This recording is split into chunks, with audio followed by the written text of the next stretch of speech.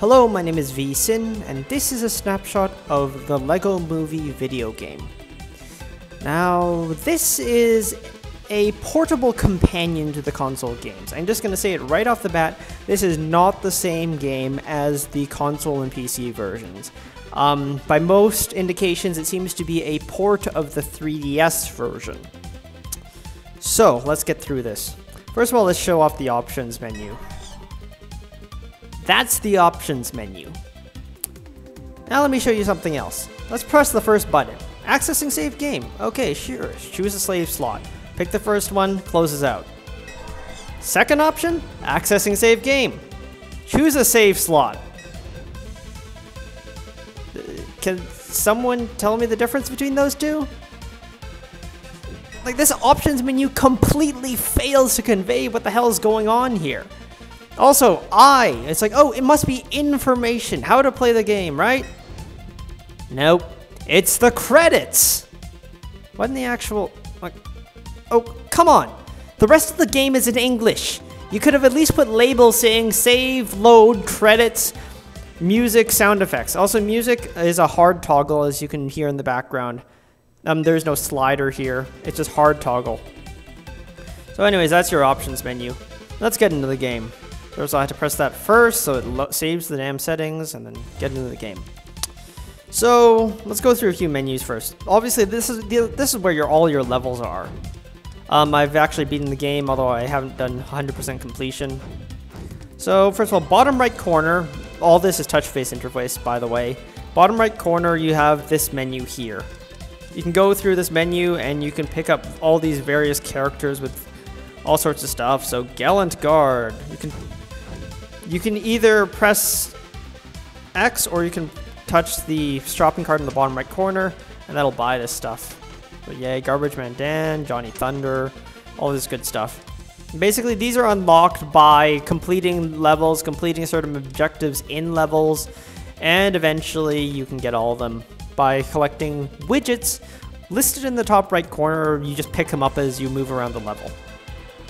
Touch the red block. These are special power-ups, shall I say.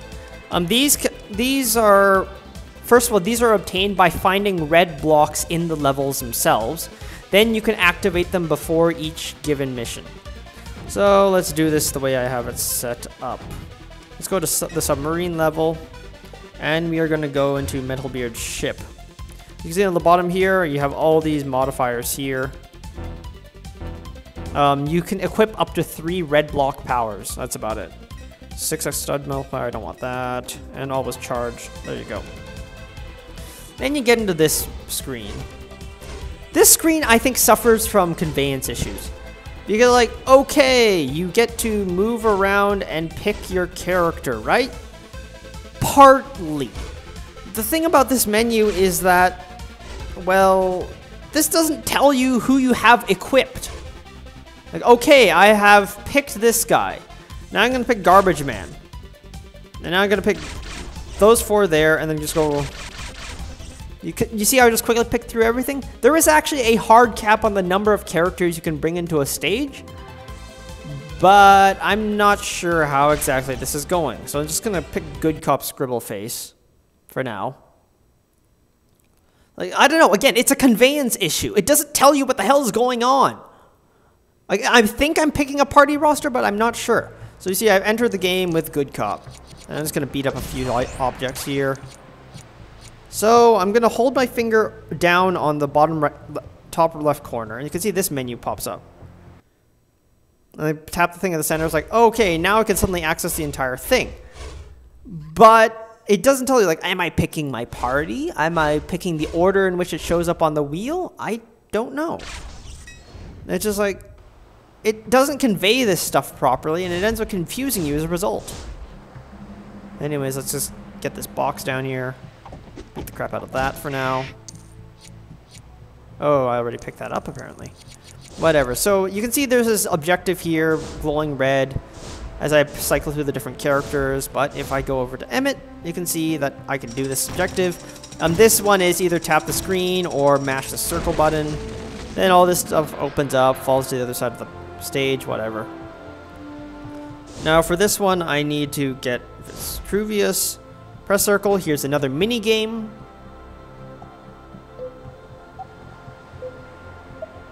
Basically, this is tap in order.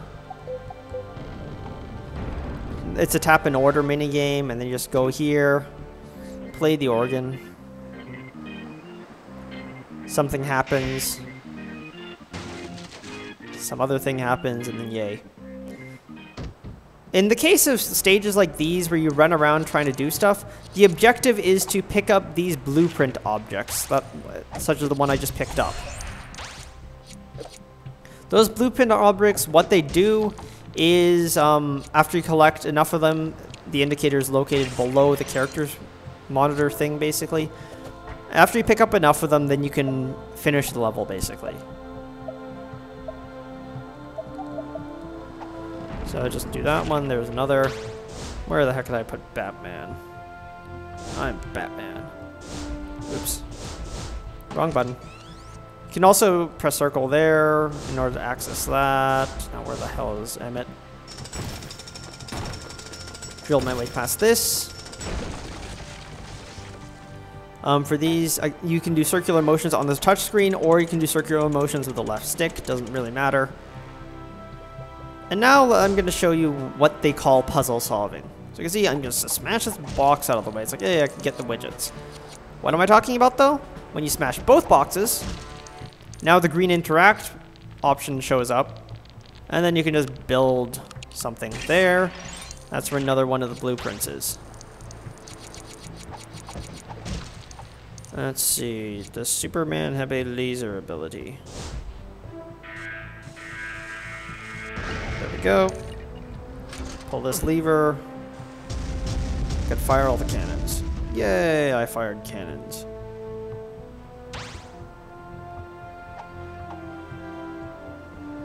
Now, let's see. Pick the right character. Vitruvius works. So you can do a ranged attack on that thing up there. You stand over here. Hold down the circle button. See, you got a green cursor here. Just move it over each of the green highlighted objects. They'll stack it up into a pile. Blah, blah, blah. And then you can just do circular motions again. Build an object. Also, you may have noticed the counter in the bottom right corner. I'm trying to select it using the screen. That is for one of the optional objectives in this level. Oops, shoot, I missed one. Whatever. It's one of the optional objectives, which is to complete the level quickly.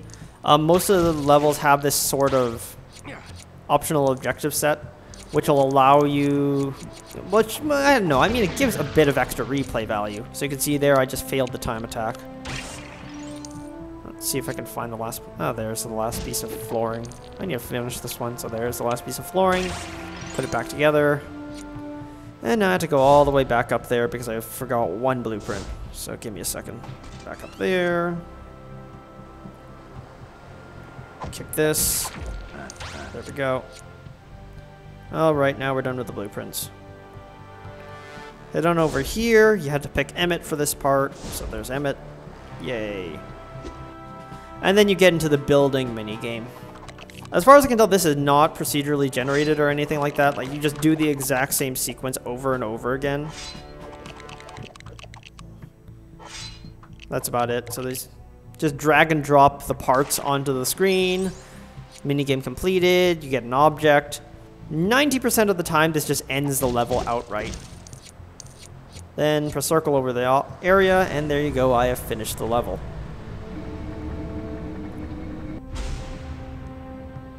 And that's it. I mean, this is what the story sections look like, basically. There are also two other types of section. There are on-rails section and turret sections. Do you really need me to show you a turret section? Nah, let's just show you a turret section, shall we? Just to get it out of the system. Here's a turret section. 6x stud bubble effects. Let's go. And I'm not sure why the screen even shows up. I'm not sure if this actually affects anything. I don't know, maybe it changes the character that's standing on the platform or something. Nope, it doesn't do anything. It's there to screw you over because fuck you. So you can control the aim using the left analog stick, or you can control the aim using the touchscreen. Of note, though, is that the touchscreen does not, in fact, allow you to aim and shoot at the same time. You actually have to use the touchscreen in order to aim, but you have to hold down the square button in order to shoot. That's basically how it goes. See, I'm just shooting stuff. I'm just going to change it to analog because I'm more accustomed to analog.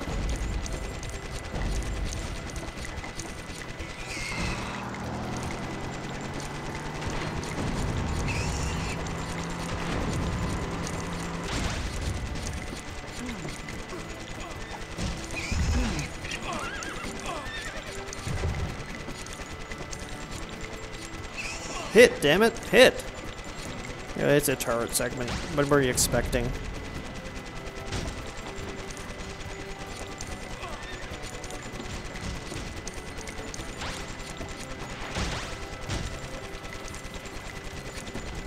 As you can see, it's about as dull as any other turret segment, though, because yay, and level over.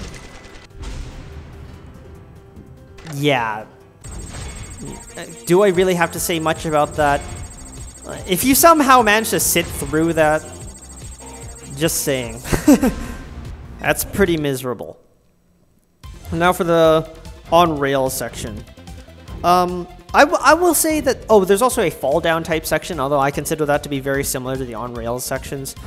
But let's see here. Let's do this one.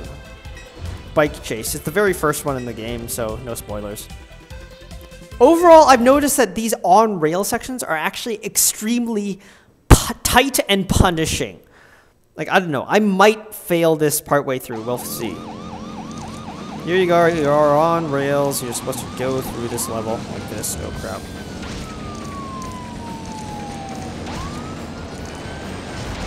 Oh, crap. Oh, crap. Okay, so... ah, shoot. Okay, there we go.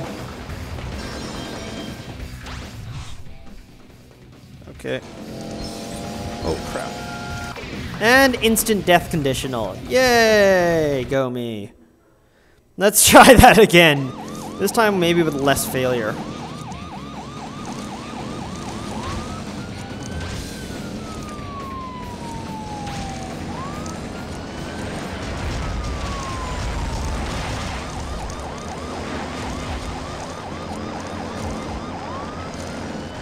So go off the ramp again. Which, by the way, is a special event, so... over here.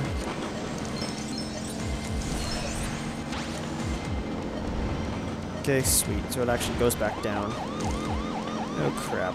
Now I'm gonna die in one hit. Why is this so hard?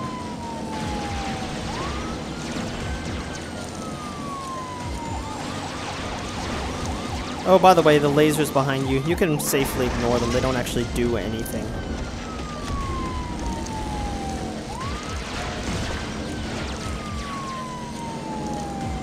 Come on. Don't fuck up, don't fuck up. Okay, there we go. Health bar. Now this, you can go over that. And get into a flight section. Oh, crap. Whoa. There we go.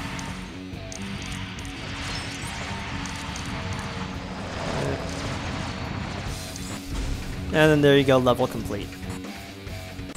These are, in my opinion, the tougher sections in the game. They're not super tough, but you will mess up on them quite often. I just find them very punishing unless you're used to playing these sorts of game modes anyways. And... well, that's about as much of the game has to offer, really. I mean, sure, you have various other sections, like, Cloud Under Attack. I believe it's Dropship Chase. Cloud Escape, I believe. There's a very small segment with artificial flame effects. I call it artificial because it's designed to look like Lego, but There is a frame drop situation there. Otherwise, for the most part, the game runs smoothly enough.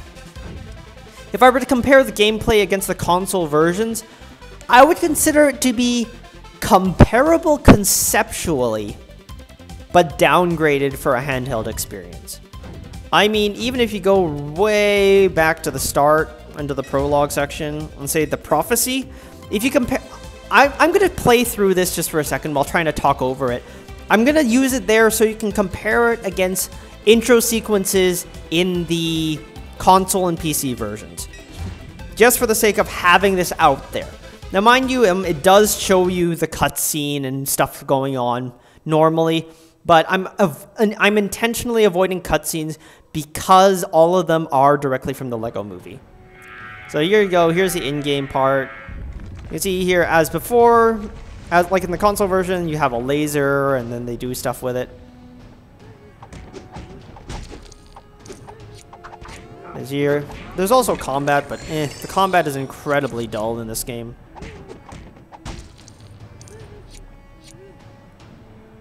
So, I don't know. How do I get past this section again? Oh, right, there's one guy over here. More combat. There we go. Combo attack. Then the path opens up over here for no apparent reason. Help that guy up.